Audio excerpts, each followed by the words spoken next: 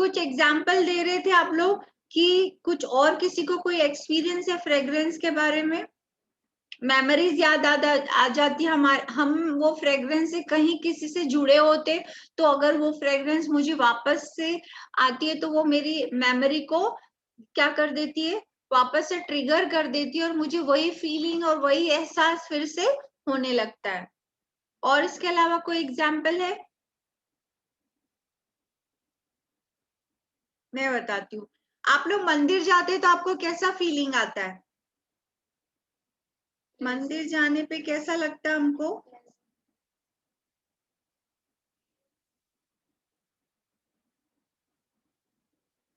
मेरा वॉइस नहीं आ रहा है, एक मिनट, वॉइस तो आना चाहिए। अभी आ रहा है मेरा वॉइस? यस, मुझे बता आ रहा है या नहीं? आ रहा है ना, गुड गुड गुड। अच्छा दीपाली, आपके उधर भी रेन है, बारिश हो रही है, वेरी गुड। यहाँ भी बहुत सारा बारिश हो रही है।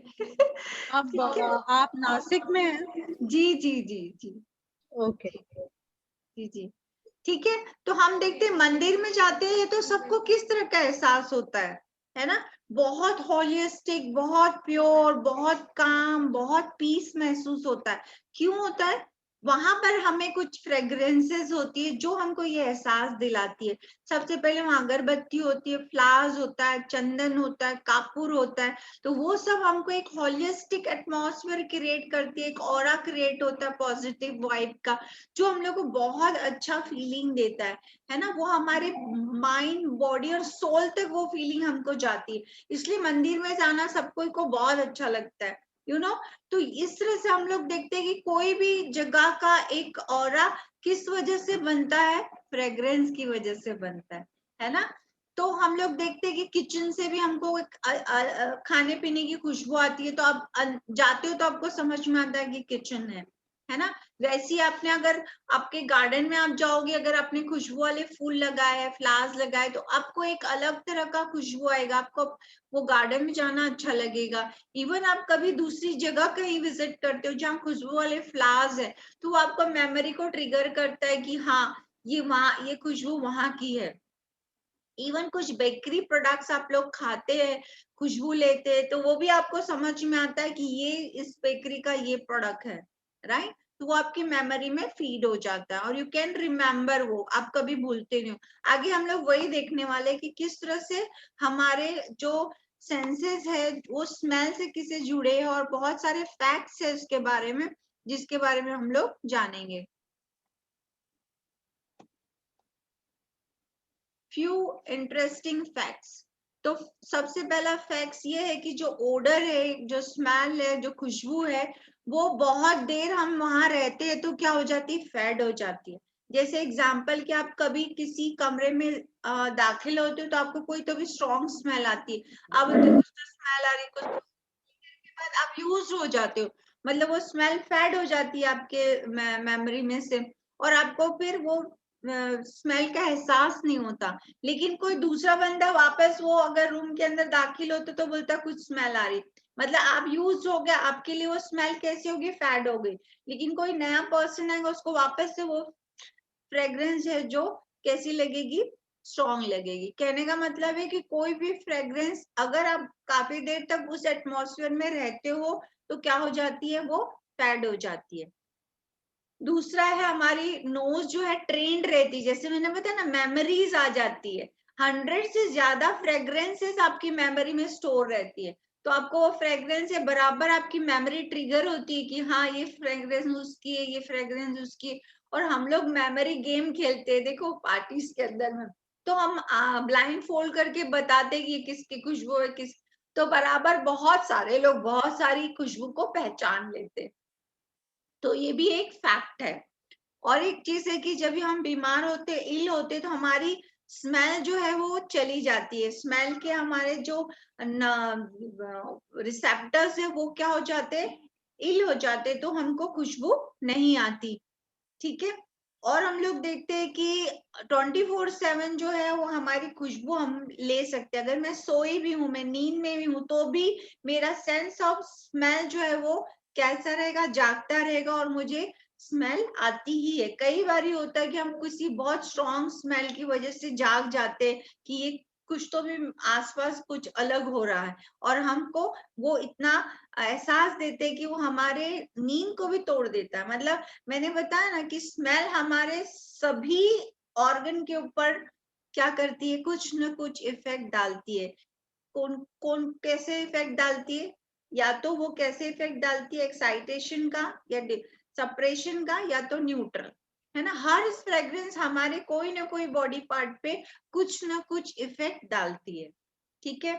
और बताए, और एक एक्सपीरियंस आपने देखा होगा कि आपकी नाक बंद है, आप बीमार हो, और अगर आप खाना खा रहे हो, आपका पसंद का ही खाना है, आपको खाने का स्वाद नहीं आएगा। क्यों नहीं आएगा?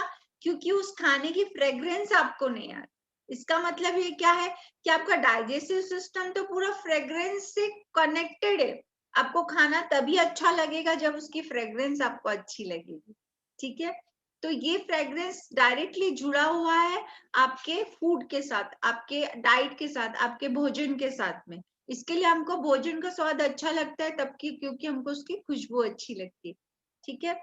और क्या होता है, बहुत सारी फ्रेग्रेंस क्या करती है, हमारे को, हमारे मूड को चेंज कर देती है ना। अभी हम लोग आगे देखने वाले कि हमको हैप्पीनेस अगर चाहिए, आसपास में फ्रेश एटमॉस्फेयर चाहिए, तो हम फ्रेग्रेंस से कैसे मूड चेंज कर सकते हैं, एनर्जेटिक एटमॉस्फेयर कैसे क्रिएट कर सकते हैं, पॉजिटिव ऑरा कैसे क्रिएट कर सकते हैं अरोमा के थ्रू। और हमने देखते हैं कि कई बार किसी कोई स्मेल से हमारा सर दर्द होने लगता है। कोई ये कहता है कि ये स्मेल से मुझे सिर दुखने लगता है। आप लोग ने भी एक्सपीरियंस किया होगा कि कुछ स्मेल ऐसी होती है जो इंडिविजुअल को, सबको नहीं, जैसे कुछ स्मेल से मुझे इरिटेशन है तो मुझे क्या होगा, सिर दर्द शुरू हो जाएगा, है ना। लेकिन सामने वाले को वही स्मेल क्या करेगी, अच्छी लगती है। It used to happen with my father. उन्होंने वो अगरबत्ती जलाते थे, उनको बहुत अच्छी लगती थी और हम लोगों का सर पकड़ता था। Yes, So we were very uncomfortable and suffocated, we used to feel. Yes yes, very nice very nice. तो यही बात होती, मैंने बताया कि फ्रेग्रेंस बहुत बड़ा रोल प्ले करती है हमारे बॉडी माइंड के ऊपर। पर अगर आपको पता चले ये फ्रेग्रेंस ये प्रॉब्लम सॉल्व कर रही है, और वो राइट अमाउंट में अगर वो फ्रेग्रेंस का आप इस्तेमाल करते हो, जिसको हम अरोमा थेरेपी कहते हैं, एसेंशियल ऑयल कहते हैं, तो आप बहुत सारे प्रॉब्लम सॉल्व कर सकती। और अगर आप ब्यूटी फील्ड से जुड़े हुए हो, आपका सलून है, आप क्लाइंट के हेयर और ब्यूटी के साथ में काम करते हो, तो ये आपके लिए एक, जैसे कहते हैं, जादू की छड़ी की तरह काम करेगी। आपको हम रेडीमेड ऐसे फॉर्मूले देने वाले कि जिसकी वजह से आपके फेशियल एडवांस लेवल पे चले जाएंगे। अब जो फेशियल करते रहेंगे वही फेशियल को आप किस तरह से कन्वर्ट कर देंगे। क्या बोली निशा? आई थिंक किसी कौन का बोली? माइक चालू है, बच्चा हाँ। लोग माइक बंद कर लो। बाद में बोली बोर्ड ऑफिसर का एग्जाम देंगे। मैंने वाह दे दे, हर चीज के लिए वाह क्या बोल रही है। मैंने तूने कुछ सोचा ही होगा बोलने से पहले। तो तेरे फ्यूचर के बारे में मैं क्यों बोलने वाली? एक्सक्यूज मी, हाँ भाई गुड कर ले। हाँ तेरा जो है अच्छा, तेरे लिए जो सूट होता है कर ले। आई एम सो सॉरी, अगर किसी के माइक चालू है तो प्लीज बंद कर लो, क्योंकि बाकी सबको डिस्टर्ब होता है ना। मैंने यहाँ से म्यूट किया है। अगर आपको किसी को बात करनी है तो अनम्यूट करके आप बात करो, लेकिन इमीडिएट म्यूट कर लो। आप लोगों को मेरी आवाज आ रही है? थम्स अप करके बता दो, आ रही है? Very nice Fayaz. How are you Fayaz? Fayaz कैसी हो? I remember you. ठीक है, यहाँ मेरे कुछ पुराने स्टूडेंट्स भी है। I am very happy to see you. आगे चले हम लोग, ठीक है।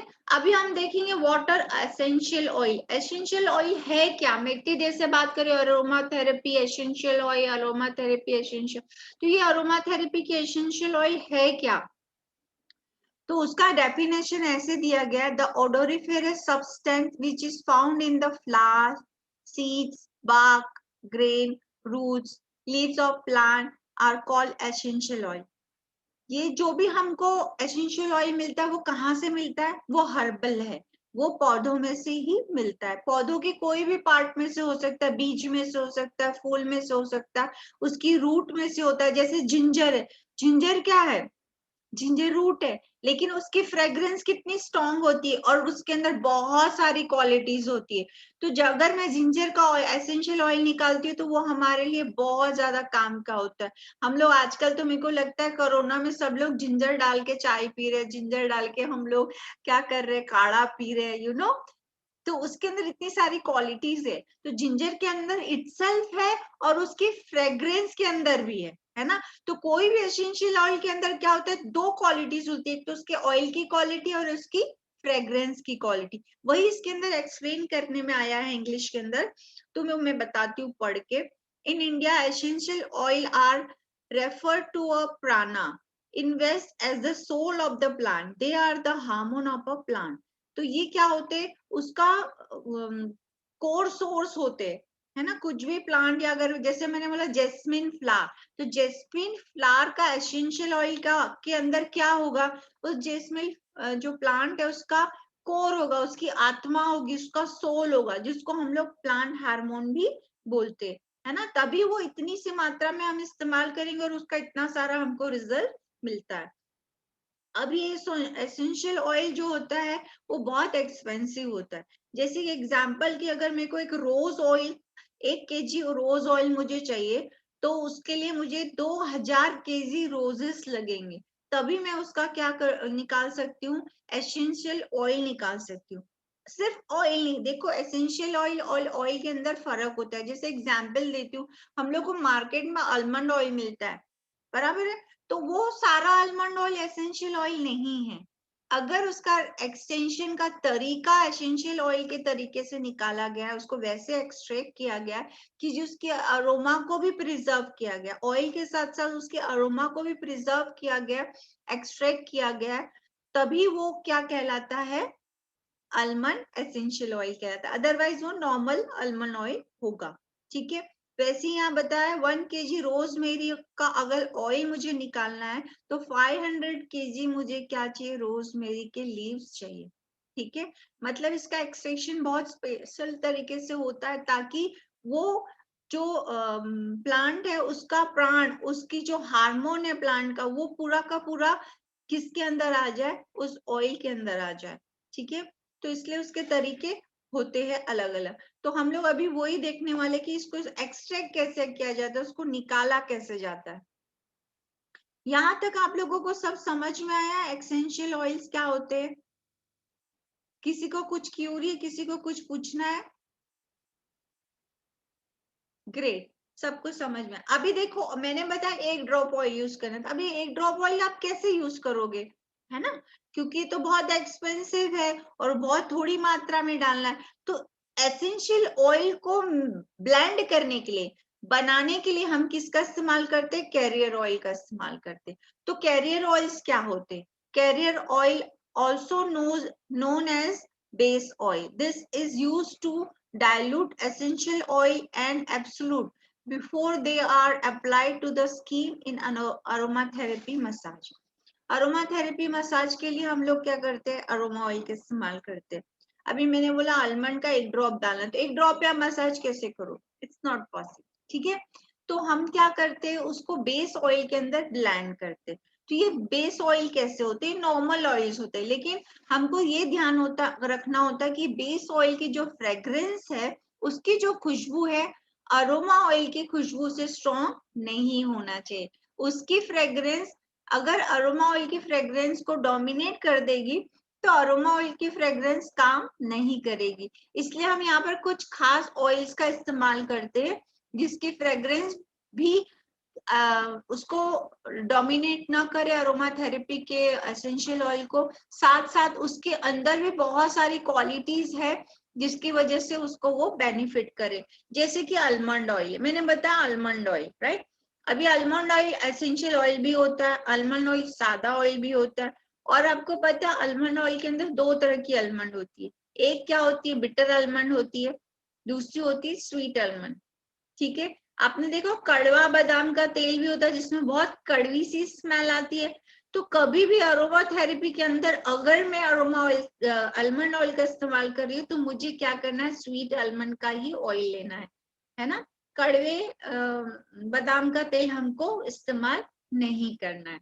ठीक है, दूसरा apricot oil, avocado oil, grape लिखा है, ग्रेप है, यहाँ स्पेलिंग मिस्टेक है, ग्रेप सीड ऑयल है और जोजोबा ऑयल है और ऑलिव ऑयल है। तो ये सब ऑयल को हम कैरियर ऑयल की तरह इस्तेमाल कर सकते हैं। अगर मुझे फेशियल करना है, हेड मसाज करना है, बॉडी मसाज करना है, तो ये ऑयल को हम लोग कैरियर की तरह लेके उसके अंदर हम लोग एसेंशियल ऑयल का ब्लेंडिंग करते हैं। Yeah, Dishant, I wanted to ask you one thing. What is rosemary? Because it's an imported herb. अपना Indian नहीं है ये. नहीं है ये, सही है So yes yes it's basically imported only, ना? Then फिर अपना Indian में तो we don't. रोजमेरी को एक हिंदी में तो मुझे पता नहीं, पर आई सर्च, मैं सर्च करके आपकी बताऊंगी कि रोजमेरी को हम हिंदी में क्या बोलते हैं। हिंदी में नहीं, मतलब फिर भी जैसे generally what I have gathered is हाँ कि ये yes, बेसिक बाहर का ही प्रोडक्ट है, बाहर का अपना प्रोडक्ट है, यस यस। जैसे. Fine. Okay, thank you.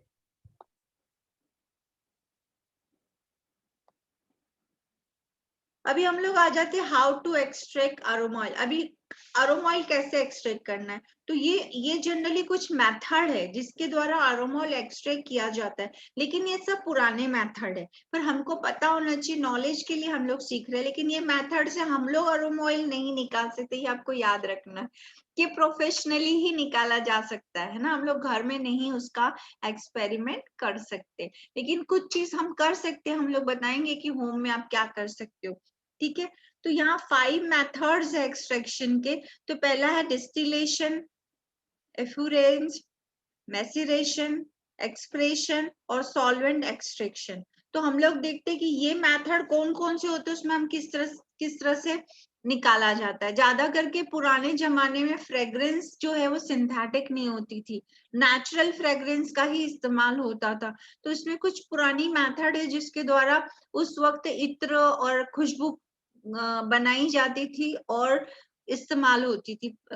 राजा महाराजाओं के जमाने में भी इत्र हुआ करते थे, खुशबू हुआ करती थी, लेकिन वो सारी खुशबुएं कैसी होती थी, नेचुरल होती थी। नाउअडेज कैसी होती है, सारी खुशबुएं सिंथेटिक होती है। पर हम लोग कुछ इम्पोर्टेड परफ्यूम, जैसे आपने बात किया इम्पोर्टेड परफ्यूम की बात करेंगे, वो इतने स्ट्रॉन्ग और अच्छे होते कि आपने किसी कपड़े में डाला तो यू नोटिस कि वो वॉशिंग मशीन से धुल के भी आ जाता है ना, तो भी उस कपड़े के अंदर उस परफ्यूम की खुशबू आती है। ऐसा आप लोगों ने नोटिस किया है? और आप लोग इसीलिए इम्पोर्टेंट जो जितने भी परफ्यूम्स है उसके लिए हम लोग दीवाने होते हैं कि हमको वैसे ही परफ्यूम चाहिए, है ना, राइट? आपने किया एक्सपीरियंस ऐसा कि कपड़े धो के भी आ जाते तो भी हमें वो परफ्यूम की स्मेल आती रहती है ना? तो ये जो स्मेल्स बनती है वो सिंथेटिक भी होती है और कई बार वो लोग उसको प्योर फॉर्म में भी बनाते हैं। ठीक है, लेकिन जो अभी हम लोग यहाँ पर मेथड देखने वाले देखते हम लोग कि वो कौन कौन से है। पहला है डिस्टिलेशन, है ना। डिस्टिलेशन में क्या करते हैं, डिस्टिलेशन आपको पता है कि बॉईल करते हैं प्लांट को, है ना। बॉईल करने के बाद उसका वेपर बनता है, तो वो वेपर को प्रॉपर चैनलाइज मेथड से उसको क्या करता है, स्टोर करने में आता है। मतलब उसमें से वो वैक्यूम पैक चीजों में से वो उसकी वेपर निकलती है और उस वेपर को स्टोर करने में आता है। उस वेपर पे क्यों का जो वेपर जब ठंडी होती है तो उसमें जो ऑयल बचता है वो ही क्या करता है, वो ही अरोमा ऑयल की तरह उसको कलेक्ट करके और उसको क्या करने में आता है, सेपरेट करके और पैक करने में आता है, सील करने में आता है। और ये बड़े बड़े प्लांट में हो सकता है, आप घर में करेंगे तो ये मैं आपको बताऊंगी आगे, अगर हम घर में करना है तो हम किस तरह से ये डिस्टिलेशन, पर उसमें हम लोग वैक्यूम प्रेशर के अंदर वेपर को कलेक्ट नहीं कर पाते, हम कितना भी करें, अगर हम लोग कुकर के अंदर भी रखे तो हमारा लीकेज होता है। ठीक है, दूसरा मेथड है इल्फ्लोरेज। इल्फ्लोरेज के अंदर में क्या करते हैं, फ्रेम होती है कांच की, कांच की फ्रेम बनाते हैं और ये प्रिंसिपल पे ये काम करता है कि जो फैट होता है वो क्या करता है, एब्सॉर्ब करता है एसेंशियल फ्रेग्रेंस को और एसेंशियल ऑयल को। ये पुराने जमाने का मेथड है। इसके अंदर क्या करते, कांच के ऊपर वो फैट लगाते और फैट के ऊपर फ्रेश फ्लावर्स लगाते हैं और उसको 24 घंटे रखते, फिर वो वापस से पुराने फ्लावर्स को निकालते, उसमें फ्रेश फ्लावर लगाते और इसको वापस 24 घंटे रखते। इस तरह कंटिन्यूअस ये जो फ्लावर को चेंज करते रहते, पुराना फ्लावर निकाल के नया लगाते, तो वो प्रॉपर अमाउंट में जितना मुझे चाहिए उतना उस जो फैट हमने लगाया उसके अंदर वो कॉन्सेंट्रेशन अगर आ जाता है उस फ्रेग्रेंस का, वो अरोमा का, तब तक उसको क्या करते रहते, रिप्लेस करते रहते। और फिर जब उसको निकालते हैं और उसके बाद उसको प्यूरिफाई करते हैं, अल्कोहल के अंदर उसको वॉश करने में आता है और फिर उसमें से अरोमा ऑयल बनाने में आता है। ये मेथड आपने कभी सुनी है पुराने जमाने में कि किस तरह से अरोमा कलेक्ट करने में आती थी? नहीं सुनी होगी, ये रेयर है, लेकिन उस जमाने में ऐसे ही परफ्यूम बनाया जाता था। ये समझ में आया आपको कैसे होता था? ऐसा ट्रे के अंदर भर के वो लोग रखते थे और रोज उसमें से नए फ्लावर डालते जाएंगे, पुराने निकालते जाएंगे, तो ये इस तरह से उसमें फ्रेश अरोमा जो है रोज जमा होती जाती है और फैट उसको एब्जॉर्ब कर लेता, फिर वो फैट में से उसको अल्कोहल के द्वारा अलग करके उसको एक्सट्रैक्ट करने में आता है। ठीक है, ये समझ में आया आपको? आगे चले। इसके बाद मैशरेशन। मैशरेशन भी सेम है, वही मेथड है हमने अभी जो देखी, पर इसके अंदर क्या करते हैं, हॉट फैट यानी गरम जो है वो फैट रखने में आता है और वो फैट की बॉटल के अंदर में क्या करते हैं, फ्लावर डालते हैं। ठीक है, और फिर उसको भी सेम वैसे ही करते हैं, दूसरा फ्लावर, पुराना फ्लावर निकाल के फ्रेश फ्लावर डालते। ऐसा वो लोग कम से कम 15 और उससे भी ज्यादा टाइम करते, जब तक उनको राइट अमाउंट में सैचुरेशन नहीं मिल जाता है कि वो फैट के अंदर में जितना उनको चाहिए उतना फ्रेग्रेंस और उसका एक्सट्रैक्ट जो है अरोमा का ऑयल के अंदर नहीं आए, तब तक वो लोग करते हैं। और उसके बाद क्या करते हैं, उसको अल्कोहल के अंदर वॉश करके फिर उसके अंदर से अरोमा ऑयल निकाला जाता है और उसको स्टोर किया जाता है। अरोमा ऑयल को ऑलवेज हम लोग ब्राउन बॉटल के अंदर स्टोर करते हैं। ब्राउन बॉटल के अंदर क्यों स्टोर करते हैं? क्योंकि सनलाइट में इसका लॉस होता है और वो उड़ता है और एवोपरेट हो जाता है। अभी तक आप लोग में से किसी ने ये पूछा नहीं कि अरोमा ऑयल नॉर्मल ऑयल में हम पहचानेंगे कैसे कि अरोमा ऑयल असली है नहीं है? जानना चाहते हैं ना, पूछो सवाल। हम कैसे पहचानेंगे कि ये अरोमा ऑयल है और ये असली अरोमा ऑयल है? कोई भी ऑयल को आपको उल्लू बना सकते हैं ना, देख के ब्राउन बॉटल में भर के कि अरोमा ऑयल है, आपको खुशबू आ रही है, आप सोचेंगे अरोमा ऑयल है। या आपको पता होना चाहिए कि अरोमा ऑयल, असली अरोमा ऑयल किसको बोलते हैं? You want to know? कोई हाथ थम्स अप, यस नो, कुछ तो कमेंट करो। ऐसा लग रहा है मैं अकेले ही बोल रही हूँ। जानना चाहते हैं ना? हाँ तो सुनो, अरोमा जो ऑयल्स होते हैं उसका मॉलिक्यूलर वेट बहुत कम होता है, तो उसको कैसे पहचानते हैं? जब भी हम पानी के अंदर अरोमा ऑयल डालते हैं तो ऊपर ही फ्लोट करता है, वो अंदर नहीं जाता क्योंकि वो हल्का होता है। ठीक है, ये पहला पहचान। दूसरी पहचान है कि अरोमा को अगर अरोमा ऑयल को अगर आप अपने क्लोथ में लगाएंगे, अपने कपड़ों, कॉटन के कपड़े में आप लगाते हो, तो वो क्या होता है, दाग नहीं छोड़ता, वो एवोपरेट हो जाता है। ठीक है, लेकिन अगर आप कोई दूसरा ऑयल लगाते हो तो उसका दाग आपके कपड़ों पे लगता है।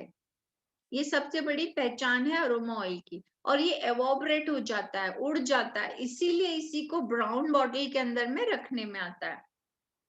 इसको स्टोर करना है तो क्या करना होगा, ब्राउन बॉटल में रख के कूल डार्क प्लेस पे हमको, जहाँ कूल है एटमॉस्फेयर, हीट नहीं है, वहां पर हमको उसको रखना होगा।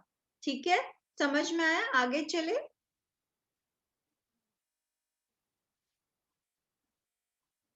और है एक्सप्रेशन। एक्सप्रेशन जो है वो भी बहुत कॉमन मेथड है।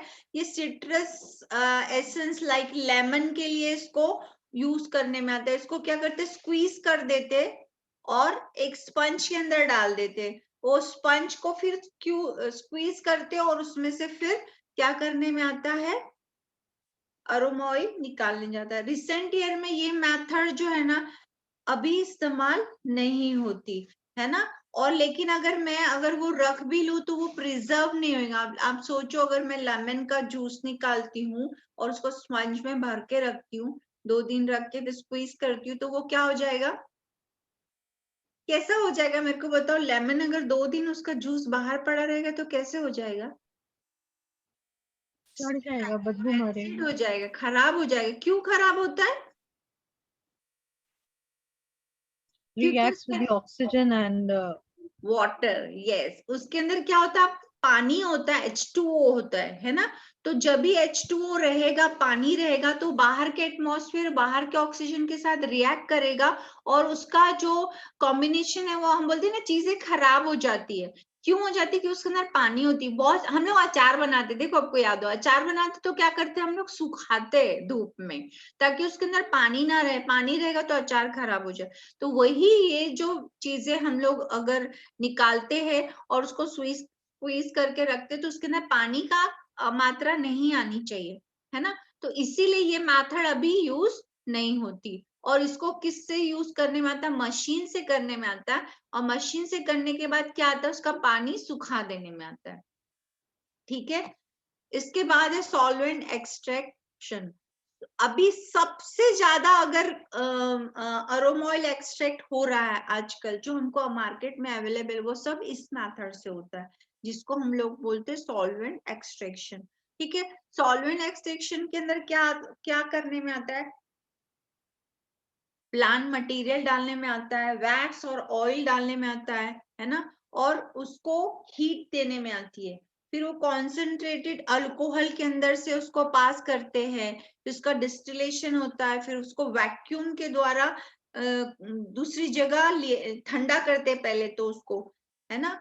कॉन्सेंट्रेशन उसका वो करने के लिए उसको बहुत सारी पतली वाली कांच की नली में से पास कर दे, ताकि वो ठंडा भी होता जाए और उसका वेपर जो है वो जमा भी होता जाए। तो जब भी वो जो ऑयल बनता है उसको एब्सोल्यूट कहते हैं। एब्सोल्यूट एसेंशियल ऑयल का मतलब होता है सबसे स्ट्रॉन्ग एसेंशियल ऑयल, सबसे स्ट्रॉन्ग, है ना।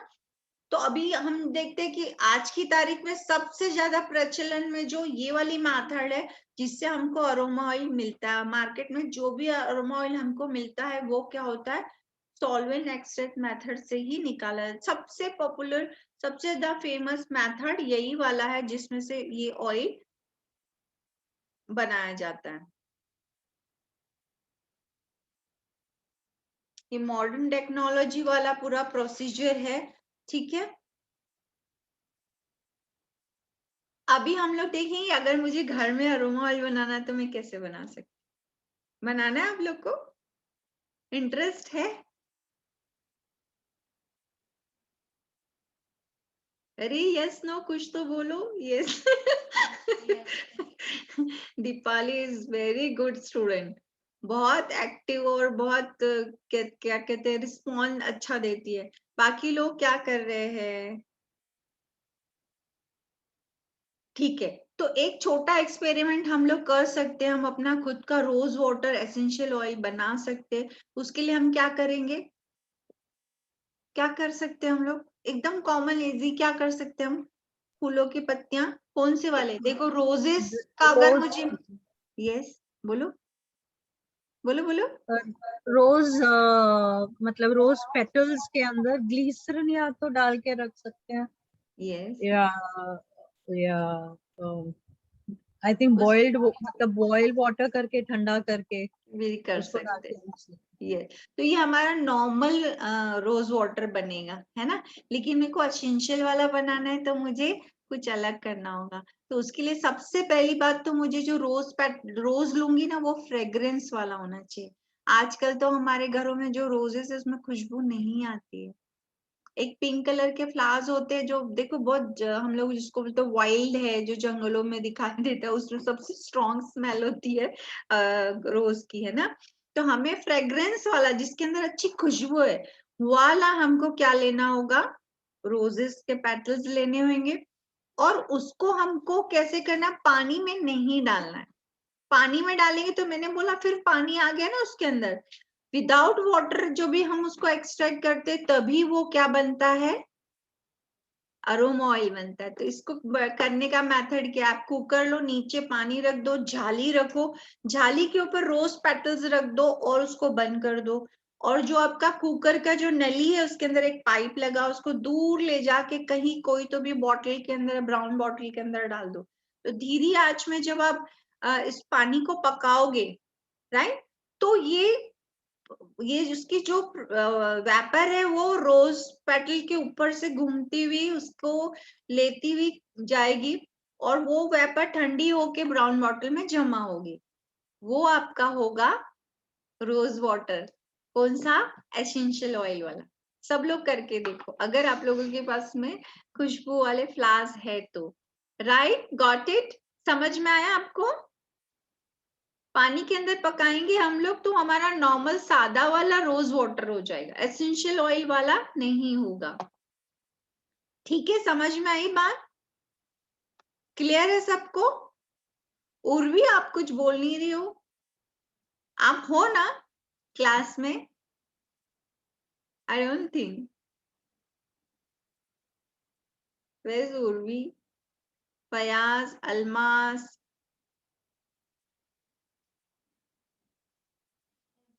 Yes yes.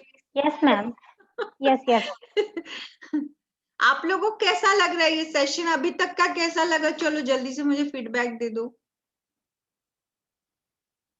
है इंटरेस्टिंग, है कुछ नया जानने मिल रहा है, एक्साइटमेंट है। हाँ, फयाज ने पूछा, फयाज सो रही है लेट के देख रही है, तेरा कैमरा चालू है मुझे दिख रही है तो जाग जा।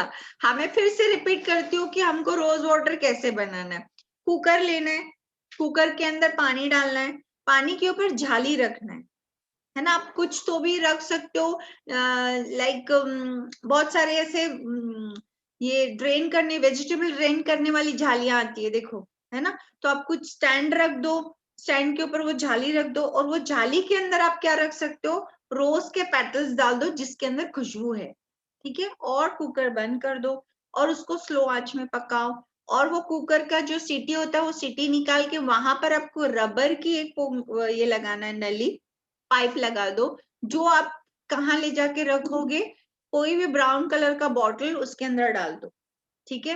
तो जब यहाँ से वेपर निकलेगी और वो क्या करेगी, रोज की फ्रेग्रेंस को लेके जाएगी और वो जब वेपर ठंडी होगी तो वो जमा होगी किसके अंदर, ब्राउन बॉटल के अंदर। तो वो जो ब्राउन बॉटल के अंदर अब जमा होगी वो आपका रोज का एसेंशियल रोज वाटर होएगा, है ना, ठीक है। वो रोज वाटर ही होगा क्योंकि वेपर ठंडी होगी तो उसके अंदर पानी ही आएगा, लेकिन उसमें फ्रेग्रेंस बहुत अच्छे से आएगी। रोज को अगर आप गर्म पानी के अंदर में बॉईल कर दोगे पक जाएगा वो, है ना, तो उसकी फ्रेग्रेंस मर जाएगी। हमको उसको पकाना नहीं होता है।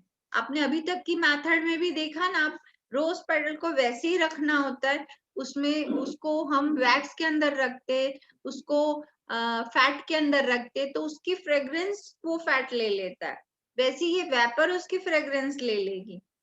समझ में आया। आज हम लोग को बहुत सारे मसाजेस सीखने हैं, तो हम आगे चले।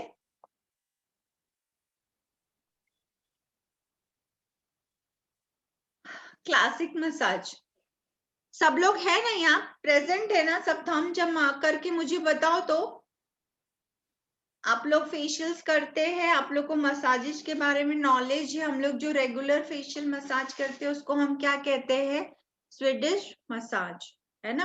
तो ये स्वीडिश मसाज क्या है, उसको क्लासिक मसाज भी कहते हैं, जिसमें हम long stroke, soothing, kneading, friction, tapping, vibration, shaking movement, ये सारा कुछ हम लोग करते हैं, इसको हम लोग स्वीडिश मसाज कहते हैं। तो ये स्वीडिश मसाज क्या है, इसके बेनिफिट्स क्या है? पहले तो मैं बता दूं, स्वीडिश मसाज उसका नाम स्वीडिश है, लेकिन ये इसको किसी स्वीडिश बंदे ने नहीं इजाद किया है, नहीं ये स्वीडन में इजाद हुआ है ना। हम लोगों को ऐसा लगता है कि स्वीडिश मसाज है मतलब स्वीडन के किसी बंदे ने इसको खोजा होगा, तो ऐसे कुछ नहीं, इसका नाम सिर्फ स्वीडिश है। ये actually this is classic massage, है ना। तो उसके बेनिफिट्स क्या क्या है, जल्दी जल्दी बता दो तो मुझे, मेरे को लगता है आप लोगों को बहुत मसाजेस के बारे में नॉलेज है, और आप लोग मुझे फटाफट फटाफट से बता दो उसके बेनिफिट क्या है। मैं इसका पूरा पीडीएफ आपको देने वाली हूँ, डोंट वरी, इसमें एक एक डिटेल आ जाएगी, है ना। तो आप आराम से उसको पढ़ो कि इसके अंदर क्या क्या बेनिफिट्स है। हम लोग एक बड़े उसके क्या बोलते इसमें देख लेते कि क्या होता है मसाज का हमको बेनिफिट।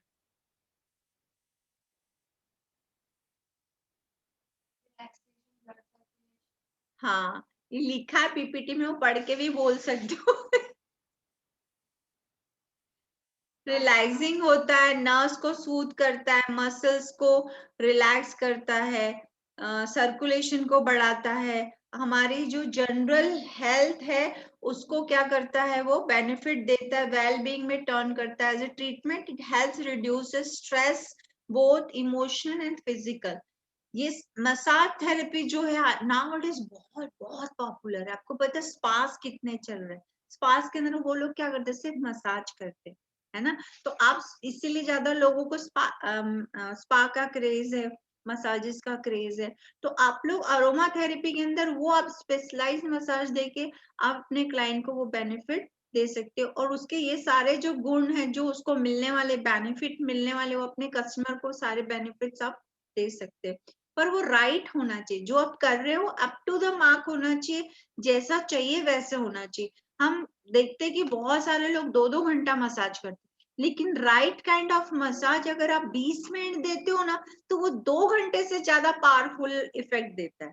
तो ये आपको याद रखना है, मसाज को ज्यादा देर नहीं करना है, सही तरीके से सही टाइम पे करना है, ठीक है। तो वो हमारा मसाज हमको बहुत ज्यादा बेनिफिट देता है।